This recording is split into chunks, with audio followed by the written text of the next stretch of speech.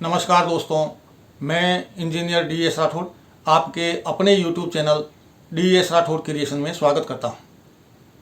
आओ ज्योतिष सीखें, इस सीरीज़ का आज ये 18वां एपिसोड है और इस एपिसोड में आज हम चर्चा करेंगे राजयोग के बारे में।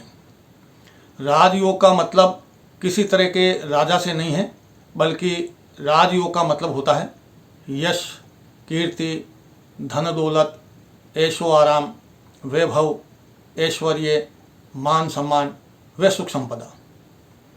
किसी भी व्यक्ति की कुंडली में जितने ज़्यादा राजयोग होंगे वो व्यक्ति अपने जीवन में उतना ही सफल व समृद्ध होगा।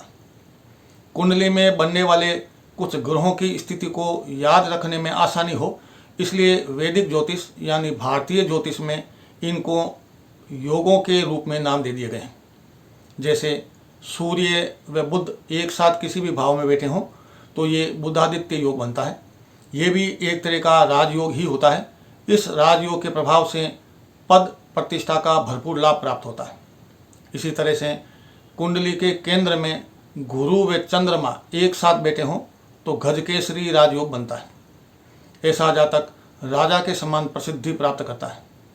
इसी तरह से यदि किसी व्यक्ति की कुंडली के दूसरे, तीसरे, छठे, 8वें व 12वें भाव में सारे ग्रह बैठे हों तो इसे सिंहासन राजयोग कहते हैं। ऐसा जातक राज सिंहासन पर बैठता है, यानी ऐसा जातक सरकार में मंत्री या किसी बड़े पद पर होता है। इसी तरह से कुंडली के लग्न में गुरु, चंद्रमा, शुक्र जैसे शुभ ग्रह बैठे हों तथा 8वें घर में शनि, राहु व सूर्य जैसे अशुभ ग्रह या पाप ग्रह बैठे हों तो ये ध्वज नाम का राजयोग बनता है। ऐसा व्यक्ति समाज में बहुत ही सम्माननीय व आदरणीय होता है। और इसी तरह से किसी जातक की कुंडली में गुरु मीन राशि अथवा धनु राशि में बैठे हों, यानी अपनी ही राशि में बैठे हों, उसी तरह से शुक्र तुला राशि में तथा मंगल मेष राशि में हो तो ये चाप राजयोग बनता है। ऐसा व्यक्ति राजा के समान प्रभावशाली होता है। इसी तरह से वैदिक ज्योतिष में कुल 32 राजयोगों का जिक्र किया हुआ है, जिनके बारे में हम विस्तार से अलग से चर्चा करेंगे।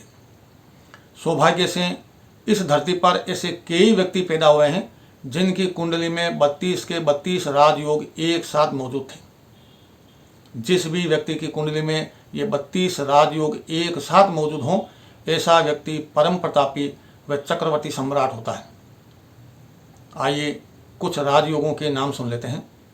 जैसे लक्ष्मी योग, रोचक योग, भद्र योग, हंस योग, मालवीय योग, शश योग, गजकेसरी योग, सिंहासन योग, चतुसार योग, श्रीनाथ योग, नीच भंग राजयोग, बुधादित्य योग, विपरीत राजयोग, केंद्र त्रिकोण राजयोग यानी पाराशरी राजयोग, पंच महापुरुष राजयोग, पारिजात योग, अंशावतार योग, हरिहर ब्रह्म योग, श्री योग, शंख योग, कमल योग, कलश योग, पर्वत योग, समुद्र योग, छत्र योग, गदा योग, माला योग, सेनापति योग, चाप योग व भास्कर योग। इस तरह से भारतीय ज्योतिष में प्रमुख रूप से 32 प्रकार के शुभ योगों यानी राजयोगों का जिक्र मिलता है।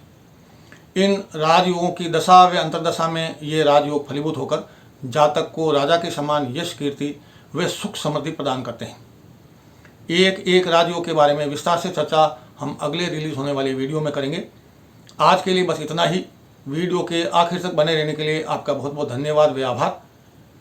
आपसे विदा लूँ उससे पहले हमेशा की तरह एक ज़रूरी बात, अपने माता पिता व बड़ों का आदर करना नहीं भूलें और अपने वतन व अपनी मातृभूमि के प्रति हमेशा वफादार रहें।